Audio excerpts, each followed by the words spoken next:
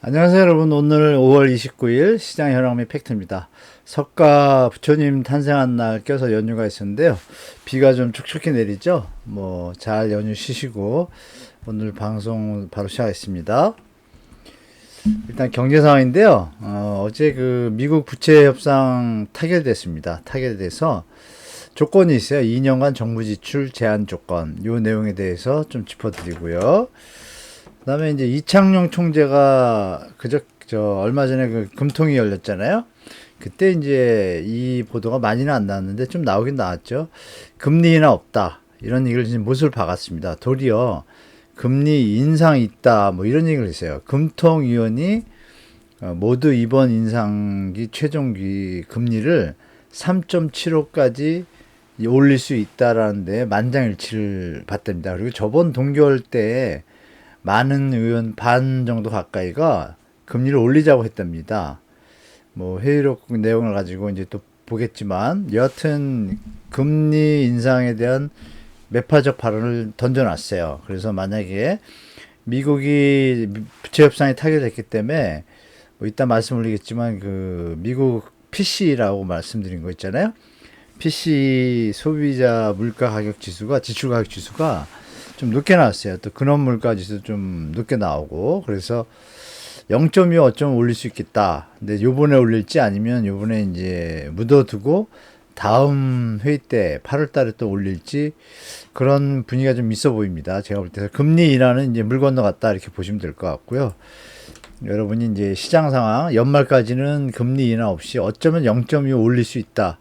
미국이나 한국이나 이렇게 보시는 게 좋을 것 같습니다. 한국 부동산 주간 통계 문제 있나? 이거 저번 주 중간에 제가 올려드렸잖아요. 제가 뭐 이 얘기 우리 구독자분들한테 말씀드리겠습니다. 부동산원에 확인했고 확인한 결과 일단 어떤 과정을 거쳐서 저한테 답변을 해주기로 했습니다. 만약 답변을 안 해주면 제가 공식적으로 문서 플레이 들어가는 거로 얘기가 됐고요. 아마 답변이 있을 것 같습니다. 만약에 답변이 오면 공식적으로 오면 제가 그거를 정리해서 또 알려드리는데 중요한 것은 이 주간 통계 없애거나 이런 부분에 대해서 제가 1, 2년 전부터 계속 얘기를 했었고 제가 혼자 얘기할 때는 뭐 별로 반응이 없다가 물론 다른 학자분들도 몇 분 계셨는데 올해 3월 달에 저한테도 이제 그 참여해달라고 연락이 왔었는데 제가 바빠가지고 참여를 못했는데 그게 이제 이 부동산 통계에 대해서 조정위원회 같은 걸 만들어가지고 조금 통계를 좀 손을 보자 이런 뭐 세미나하고 회의가 있었습니다. 저는 이제 참가를 못했었는데 일단은 이제 이런 내용들에 대해서 좀 확인한 후에 말씀드리도록 하겠습니다.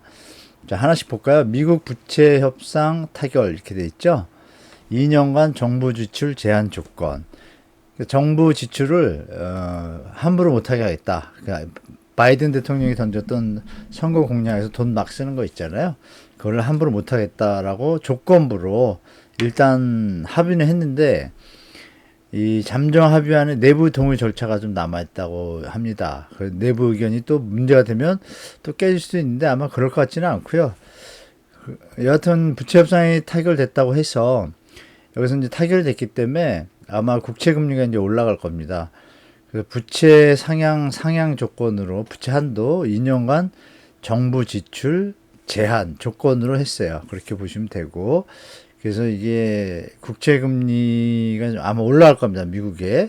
그럼 한국도 좀 국채 금리가 벌써 올라오는 모습이 나타나는데 국채 금리가 올라간다는 건 국채 가격이 이제 다운된 거죠. 싸지는 거니까 조금 지나서 제가 볼 때 국채 금리 한 3.5나 4%대 가까이 가면 그때는 국채를 좀 사두셔도 괜찮을 것 같습니다.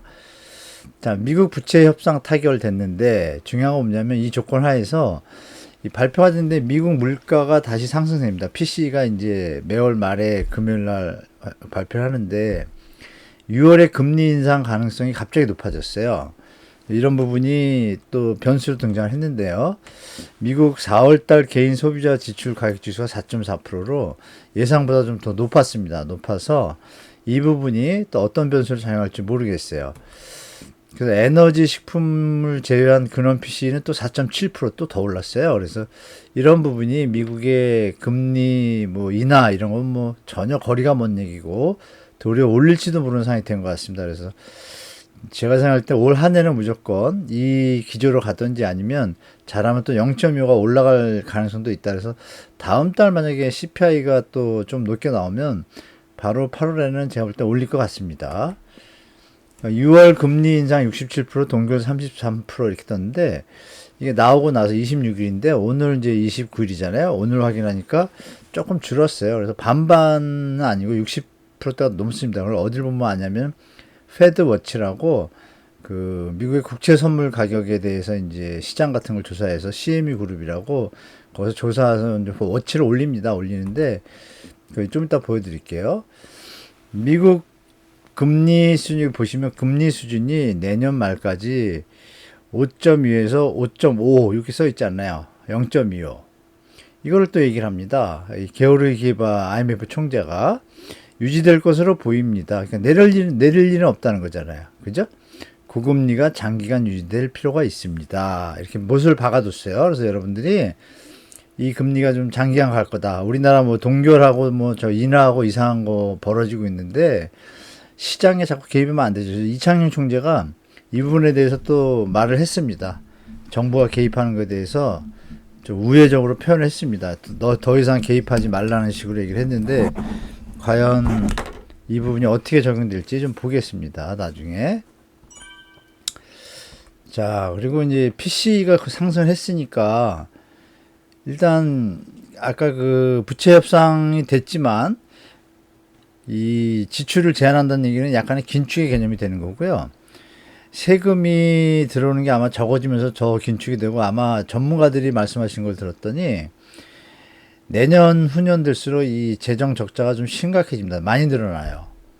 그래서 금리에 대한 셈법이 좀 복잡해졌어요. 지금 금리를 올려서 물가 안정을 잡는 게 우선적이고 이 버블이 잘못된 걸 가지고 또 실업률이 지금 거의 뭐 제로에 가까운 뭐 최고의 고용률을 보이고 있기 때문에 이 부분이 아직 신호가 안 나타나서 잘못하면 이게 예전에 어스반즈 시절에 그 금리가 이제 인플레이션이 안 잡히고 갈 수도 있기 때문에 제가 볼 때는 좀 강력하게 좀 갈 가능성이 좀 있다고 보입니다. 여러분 기억을 더듬어 보시면 작년에 6월, 7월, 8월에 제가 시작하면서 그랬죠. 미국 금리 5.25 갈 거다. 점도표 보여드리면서 지금 그 상황이 왔잖아요. 제가 볼 때 일단은 어떻게 맞았죠. 제가 볼 때 금리 쉽게 못 내립니다. 암만 해도 이거 내리면 다시 인플레이션 재발하기 때문에 이거 내리기 저는 힘들다고 보고 있어요. 이렇게 보시면 될 것 같고.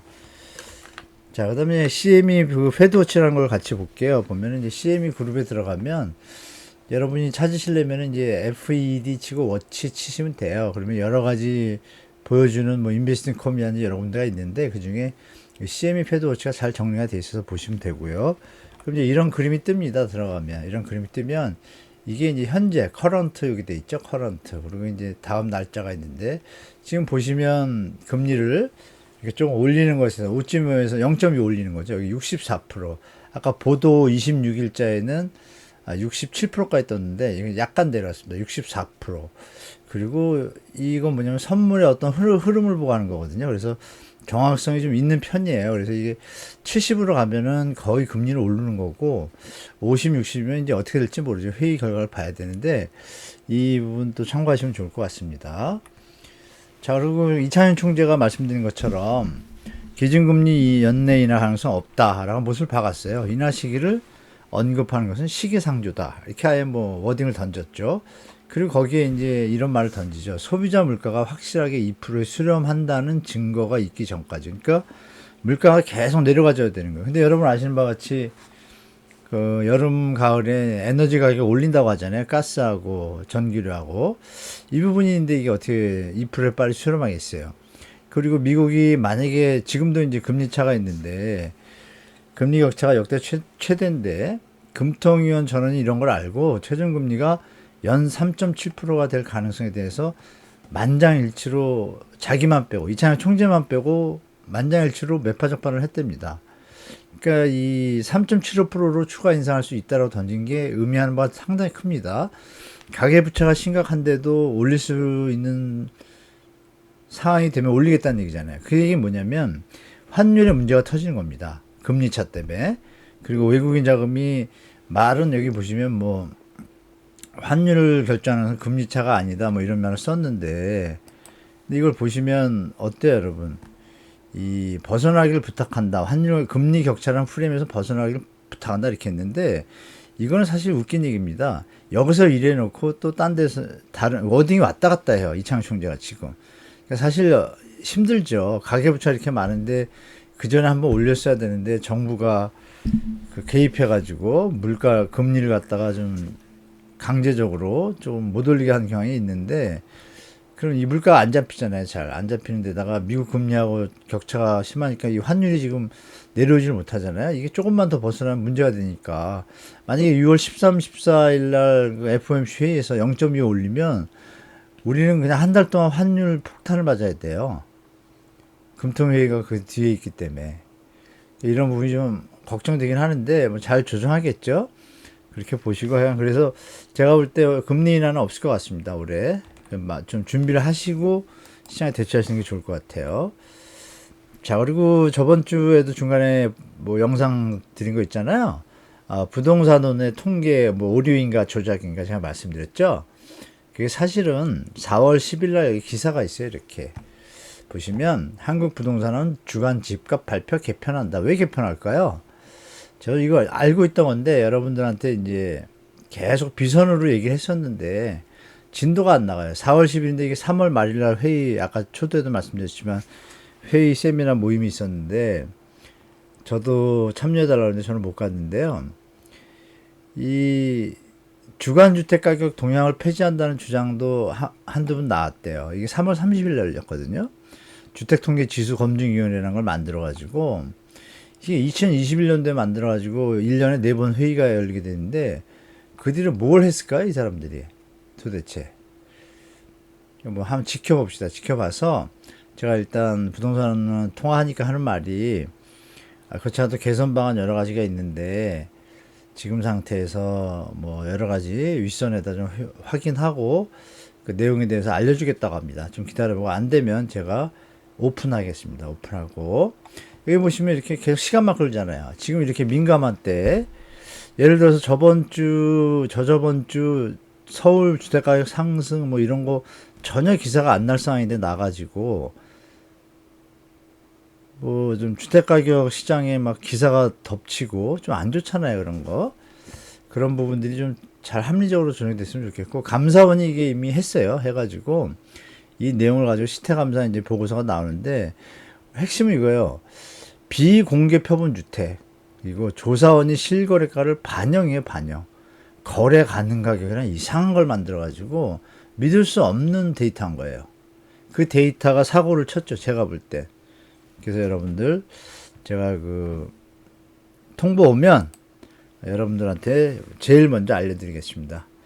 그날은 뭐 날짜 관계없이 바로 짧더라도 영상 올려드릴게요. 한번 지켜볼까요? 같이 여러분. 빨리 이게 정상화되면 주택가격 장난치는 뭐 기사들은 이제 없어질 것 같습니다.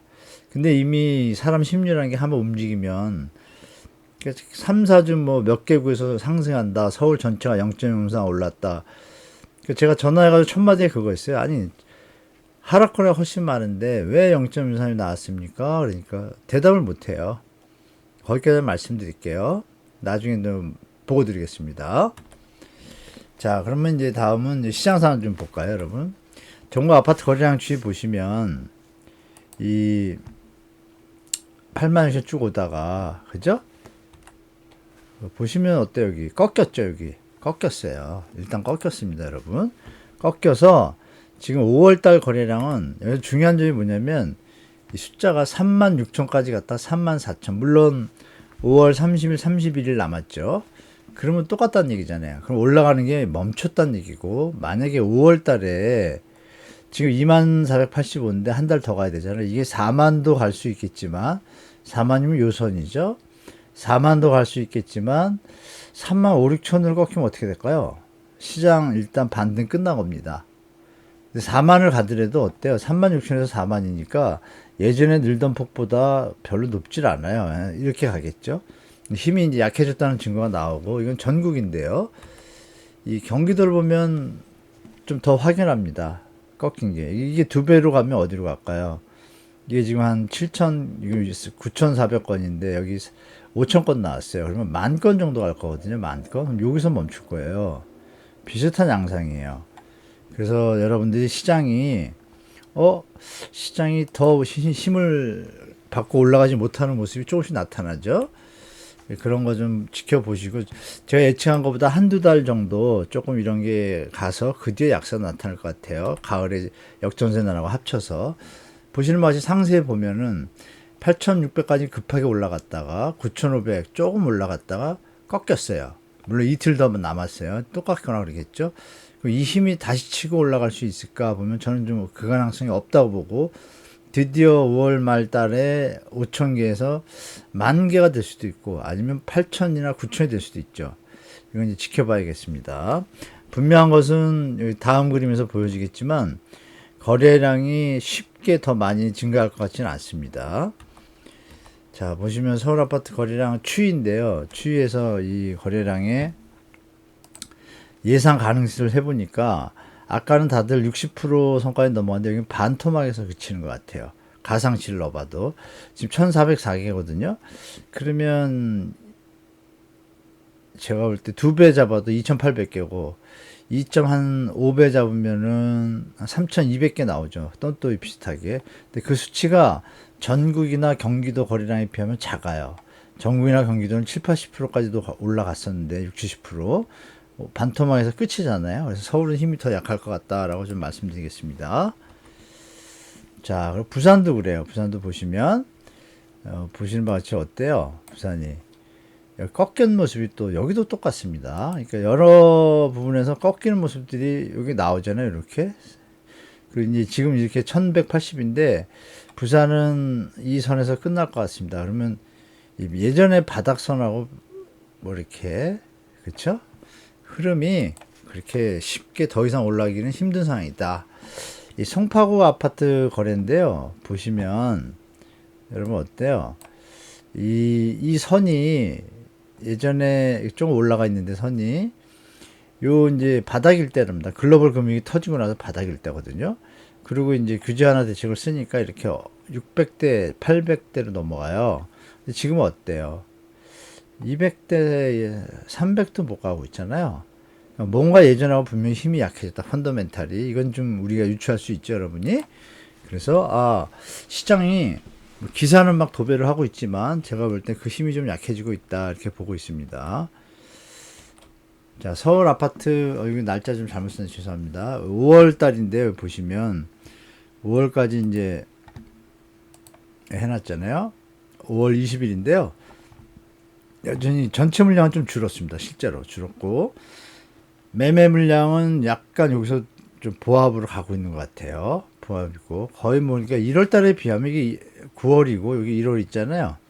요 마지막 요 1월 달에 비하면 어마어마하게 늘었습니다. 5만 개에서 6만 4천 개에서 3천 개 수준이니까 13,000개가 늘었는데 뭐 계속 늘고 있죠. 거래가 매물량이 그런 부분 지켜보시고 자, 매물이 계속 증가하는데 강남 4구 한번 볼까요? 보시면 강동구가 좀 꺾였습니다. 이렇게 보시면 강동구가 매물이 좀 많이 줄었어요. 줄어서 보니까 실제로 하락 거래하고 상승 거래하고 매물 이건 개수고요. 줄었고 나머지는 뭐 거의 비슷하고 그래서 다음 장을 보시면 거래 분위기를 제가 좀 체크했습니다. 강동구 호가가 상승한 거가 계속 유지됐어요. 여기 보시면 유지됐는데 이제 매물이 조금 줄었어요. 아까 본 것처럼 줄었는데 거래도 또 줄었어요. 그러니까 이게 이제 동상이몽. 이게 난 이제 더 이상 비싸서 안 사겠어. 부담돼서 조금 나중에 사야지. 뭐 여러 개 안 되든지 여러 가지 이유로 매수 희망자가 좀 줄어들고 있고 매도 희망자도 이제 가격이 오르다 보니까 조금 물건을 감춘 것 같아요. 드렸는데 거래가 이제 소강 상태로 좀 보이는 모습이 나죠. 여기 오면서. 그리고 하락 거래가 줄었어요. 근데 상승 거래도 여기까지는 받쳤다가 5천, 2천, 3천 이렇게 오르다가 이게 다 4월, 5월에 거래된 거 대비해서 그래요. 그러니까 이제 분위기에 기사가 많이 떴잖아요. 특히 서울 뭐 0.04 이런 것도 뜬 것도 있고 그 전에도 서초, 강남 뭐 강동 상승한다 이런 기사들이 이제 이걸 잡아준 것 같은데, 그 뒤로는 잡아주던 안 잡아주던 서울이 0.03 올랐다는 기사가 있어도, 물론 신고가 다 안 끝났지만 어제까지 제가 체크해본 바로는 5월 24일부로 딱 끊겼어요, 거래가. 뭐 조금 더 지켜봐야겠죠, 다음 달까지. 그러니까 노원구, 양천구, 영등포도 5월 20일까지 계속 늘었고 분위기 비슷합니다. 마용성도 비슷하고, 용산 같은 경우에는 하락거래가 훨씬 많아요. 저번에도 보여드렸지만 하락거래 많은데 상승으로 떴어요. 이거에 대해서 답변 못 하더라고요. 그렇게까지 말씀드리겠습니다. 자, 이렇게 오늘 제가 여러분들한테 이번 주 시장 상황을 이제 말씀드렸는데, 결론적으로 말씀드리면 그래요. 지금 과도기입니다. 완전 과도기고, 여기서 제가 볼 때 주택 가격이 더 상승할 수 있는 여력이 없습니다. 금리 인하는 물 건너갔고, 아마 제가 볼 때 은행 대출 금리도 다시 제자리 찾아갈 가능성이 많아요. 국채 금리가 오르면 은행 금리도 같이 따라갈 수밖에 없거든요. 국채 금리가 기준 금리보다 낮아가지고 좀 묘한 현상이 벌어졌는데, 그게 이제 시장주의자들이 원하는 금리 피벗 인하를 계속 요구했기 때문에 시장에서 선반영돼 가지고 이제 그런 현상이 벌어졌었는데, 이제 제자리 찾아가고 있어요. 왜? 어떤 때문에? 올 한 해는 금리 인하가 없구나라고 시장에서 받아들인 겁니다. 그래서 따라가야 되거든요. 그래서 국채 금리가 오르고 있고, 또 그래서 만약에 국채가 더 금리가 오르면 그게 국채 가격이 떨어진다는 얘기예요. 그러면 사두면 나중에 또 안정되면 국채 가격이 올라가겠죠. 금리는 낮아지고. 그런 걸 생각해 보시면 국채 금리가 한 4% 가까이 됐을 때 한 3.6789 이렇게 되면, 그때는 조금 국채 투자하셔도 크게 무리 없을 것 같습니다. 주식시장이 지금 안 좋잖아요. 그렇게 자산이 계시면 조금이라도 국채 사는 거 그렇게 어렵지 않거든요. 혹시 주식 그 HTS 트레이딩 시스템 있으시면 활용하셔가지고 뭐 부담되시면 조금만 그냥 사두시면 돼. 뭐 100만 원, 200만 원 이렇게 사두시고, 한번 공부하신 다음에 이제 경제 다 터득하시면 또 나중에 하셔도 되고, 잘 하시는 분들은 제가 말씀 안 드려도 잘 하실 거고요. 자, 이렇게 이번 연휴 내일까지 푹 잘 쉬시고, 다음 주 한 주 잘 보내시고, 다음 주 한 주 안에 한국 부동산에서 회답이 오면 바로 여러분들한테 또 말씀드리겠습니다. 만약에 거기서 통계 개편이 좀 빨리 이루어질수록 주택 가격 정상화에 좀 많이 도움이 될 것 같습니다, 제가 볼 때. 자, 오늘 영상 시청해주셔서 감사드리고요. 다음 영상 때 찾아뵙겠습니다. 고맙습니다.